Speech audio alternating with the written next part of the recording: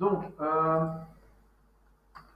je repars, comme je le disais, de ce programme qui fonctionne. Donc ça, c'est la première chose, c'est un programme avec interface graphique qui fonctionne.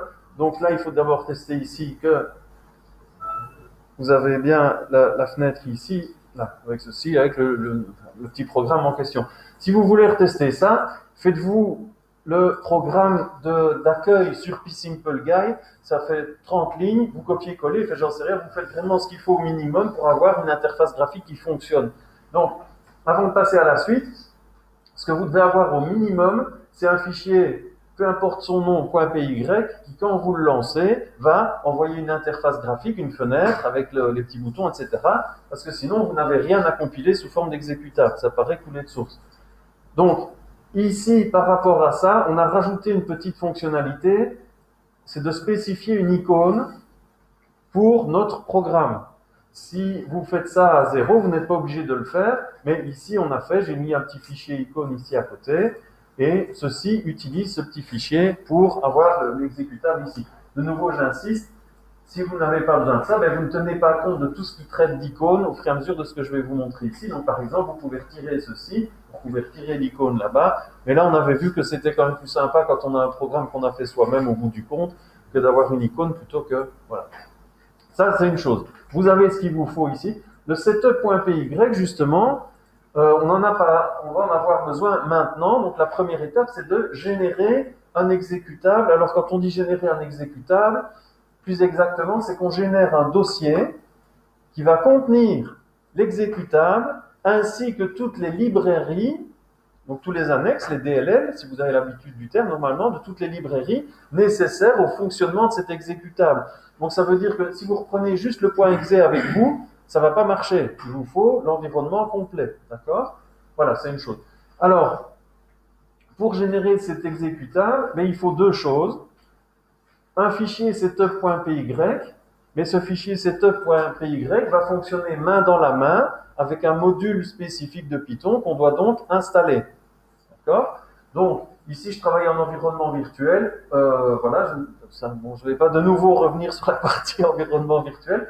Si ce n'est pas le cas, faites ce que je vais vous montrer sans environnement virtuel. Il va installer le truc sur tout le système. C'est pas dramatique, tant pis. Voilà, c'est pas top, mais c'est pas dramatique. D'accord? Donc, ne vous cafouillez pas, Paul, notamment sur le fait que le ANR ou quoi ne fonctionne pas. C'est pas grave.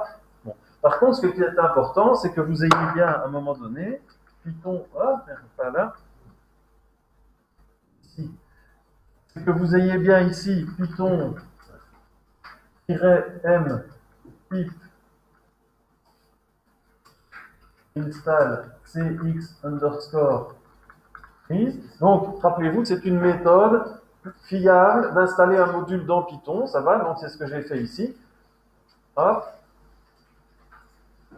Bon, moi, dans mon cas, ici, vous voyez que c'était déjà fait. Hein. Ça va, et forcément, vu que je l'ai déjà fait. Donc ça, c'est le module qui va être nécessaire pour construire l'exécutable. Sans ce module-là, pas de possibilité de le faire.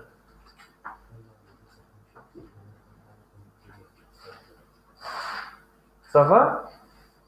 Alors, ce fameux module, il va avoir besoin spécifiquement d'un fichier de configuration qui va lui donner les directives pour construire cet exécutable. Là, on fait quelque chose de très basique, de très simple, donc les directives sont standards. Si vous faites un projet plus complexe où il faut déjà des bases de données, toute une série de choses qu'on transvalide avec soi, etc., naturellement, la configuration est beaucoup plus compliquée. Mais ici, c'est une configuration très simple, d'accord? Ce fichier ici, il ne faut pas vouloir réinventer la roue et le connaître par cœur ou le connaître par cœur ou savoir le réécrire soi-même. C'est ce que je vous ai dit. C'est une base de travail qui est déjà fournie sur le site même de celui qui rédige CXFreeze, d'accord, des créateurs de CXFreeze, comme base de travail. Alors j'avais réexpliqué un petit peu. Les entêtes au-dessus, justement, c'est des modules qui importent des sous-modules pour faire leur job.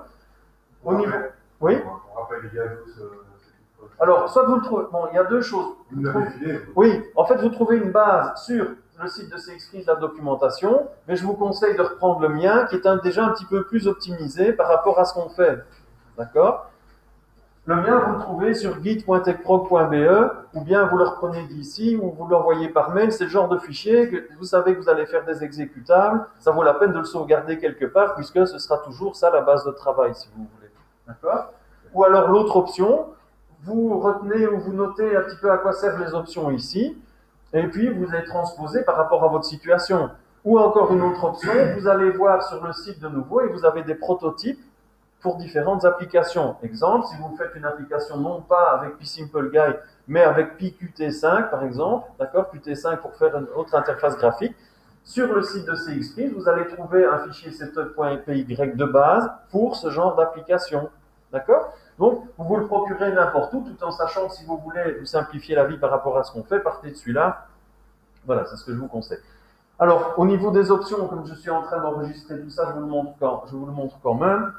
Vous avez l'option qui va être utilisée au moment où on va construire l'exécutable.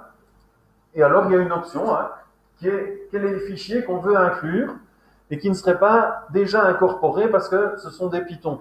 Donc, en gros, ce qui se passe, c'est que le programme CXFreeze, il est assez malin. Il regarde les dépendances de votre programme. Exemple, il vient voir ici magic.py et vous savez qu'au début, vous faites des imports. Lui, il va forcément importer le module random, le module PSimpleGuy, et puis il va aller voir ces modules-là, ce qu'eux-mêmes importent, et il va descendre, comme ça, vous comprenez, récursivement, pour aller chercher de fil en aiguille tout ce qu'il y a besoin de quoi, pour être certain de prendre ce qu'il lui faut. Alors, un des défauts qu'on pourrait dire, maintenant on ne sait pas si c'est le problème de CXFreeze ou de PSimpleGuy, c'est qu'ici, dans ce cas-ci, il va importer énormément de choses, trop. Alors, soit c'est PSimpleGuy qui, à un moment donné, fait un import général en disant je prends tout pour être sûr, et donc, du coup, CXFreeze va prendre tout pour être sûr, ce qui est un peu trop. Voilà, c'est pas dramatique du tout, mais voilà, c'est pourquoi ça fonctionne. Lui, il va aller chercher toute une série de fichiers, mais c'est des fichiers purement Python, ce que je viens d'expliquer. Nous, on a besoin ici, je l'illustre avec une ressource un peu différente, qui est le fichier game.ico, qui lui, quelque part, mais le programme n'est pas assez malin pour voir qu'à un moment donné, si vous voulez, là, on fait appel à un fichier, je ne sais pas si vous voyez, CXFreeze n'est pas quand même, CXFreeze ne connaît pas PSimpleGuy, donc il ne sait pas exactement que ce que vous mettez ici, c'est un nom de fichier. Donc il ne saurait pas, lui, deviner qu'il lui faut ce fichier-là. Vous me suivez?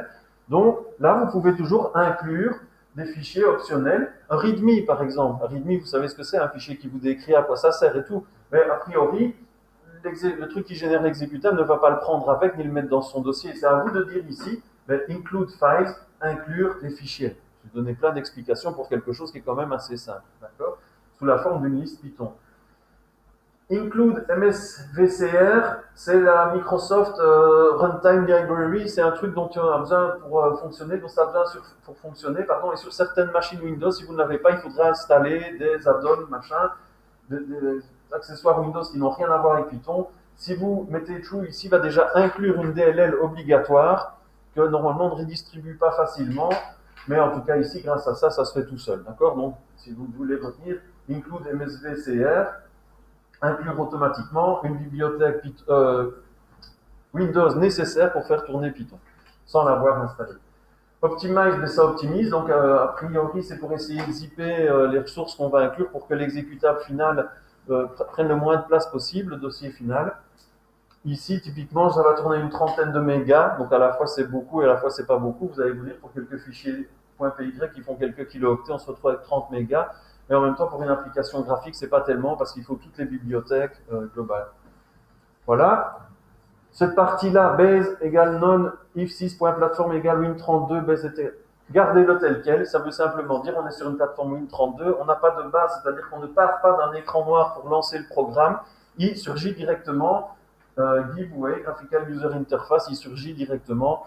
C'est un truc, moi je n'ai jamais creusé, donc je n'ai pas besoin de le creuser, gardez-le tel quel, voilà, ça ne sert à rien non plus de vouloir.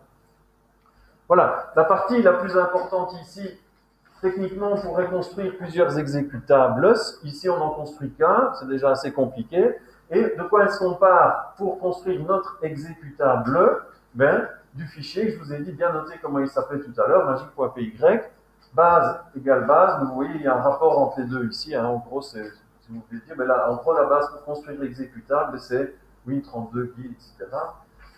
Icône, ben, c'est la fameuse icône que vous conservez avec vous là, tout le long, qu'on inclut ici. N'oubliez pas le R parce que ça spécifie un chemin. Bon, on avait beaucoup cafouillé avec ça, mais finalement on s'est aperçu que ça marchait comme ça, donc pas de souci.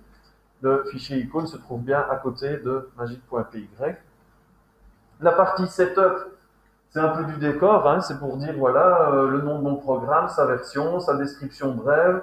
Alors par contre, la partie exécutable, ben, il faut bien spécifier évidemment ce que vous avez là-bas, des options, mais ça fait référence aux options qui ont été définies là-haut. De nouveau, tout ça, c'est un oui, c'est un copier-coller. Si vous devez refaire ça, qu'est-ce que vous allez changer? Ben, éventuellement les include files. Vous allez en rajouter ou en enlever ou peu importe. Vous allez changer, donc, naturellement, le nom de l'exécutable qui est ici, l'icône, forcément le nom, la version, la description, et c'est tout. Donc, ça sert, vous comprenez, ça sert à rien, du moment que c'est sur ce genre de projet, ça sert à rien de vouloir changer trop de choses. Ça va? Donc voilà, j'enregistre bien mon setup.py, et à partir de là, ne cédez pas à la tentation d'appuyer sur la touche ici pour faire comme on l'a déjà fait, faire fonctionner. Ce n'est pas un programme qu'on rédige de toutes pièces. Ici, c'est un script que CXFreeze va utiliser, si vous voulez. Donc, la commande, c'est qu'il faut bien ici, dans le terminal en dessous, écrire Python, setup.py. Alors, je mets point backslash parce que je me sers de tabulation comme on le fait en Linux, etc. pour écrire. D'accord? Donc, en d'autres termes, je donne vraiment les détails. Vous voyez, j'écris Python. Au moment où je fais ça, j'appuie sur tabulation, j'en suis là. Hop, il écrit à ma place python.exe. Ça marche aussi en PowerShell, hein, tout ce que je fais sous Linux. D'accord? Et puis, je sais que Python, je vais devoir lui faire fonctionner le setup. Donc, je commence à écrire SET tabulation.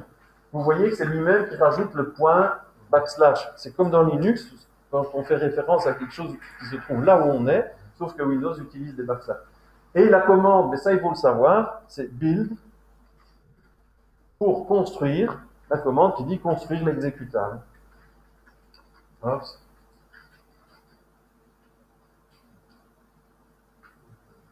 Voilà, donc ici il commence. Voilà. Surveillez bien que vous n'avez pas de message d'erreur. Au fur et à mesure qu'il prépare en dessous, vous voyez là notamment il a écrit tous des trucs américains, ça va très vite, hein, mais des trucs. Voilà, c'est ça qui sont superflus. Mais à mon avis, le programme Simple Guide, dans le doute, comme on peut dire, ben voilà, on règle toutes les langues automatiquement, inclut tout automatiquement. Voilà. Donc a priori tout s'est bien passé. Ce qu'il faut voir, c'est que ici en haut à gauche est apparu un répertoire qui s'appelle Build, dans lequel vous avez un répertoire qui s'appelle exe Win32-3.8.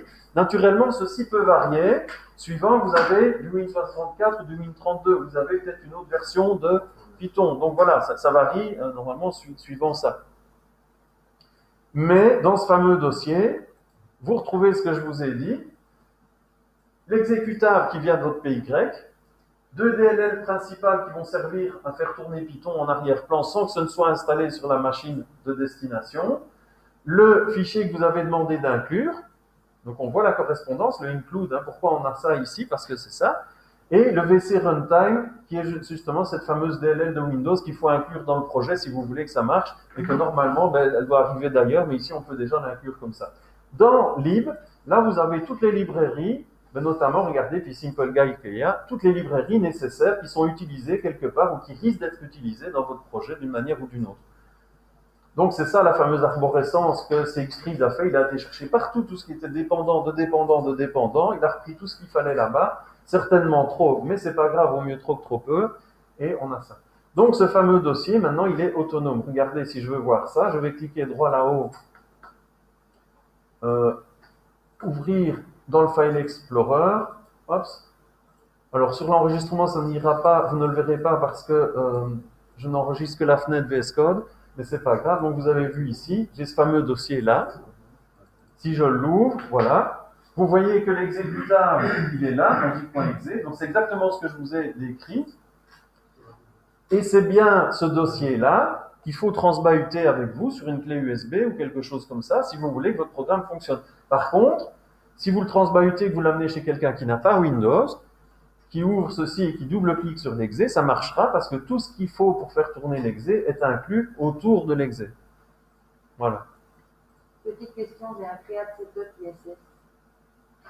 Oui, alors ça, si vous avez ça, c'est de la fois passée. C'est parce que ça, c'est une partie. Donc d'ailleurs, je vais finir avec l'explication là. Créate. C'est quoi? C'est le cerveau créate.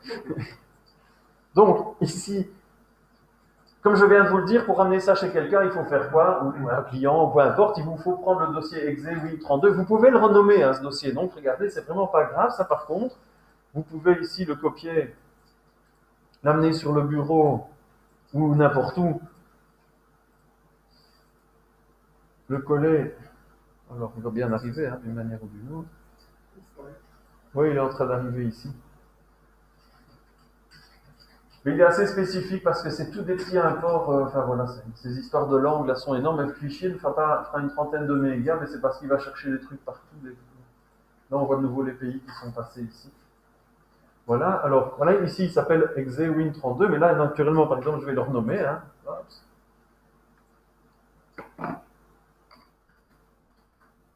Voilà. Déjà, il s'appelle comme ça. On va mettre Magic 2. Voilà. Et là-dedans, voilà. Ça va? Donc, il fonctionne bien comme ça si vous prenez ce truc-là avec vous.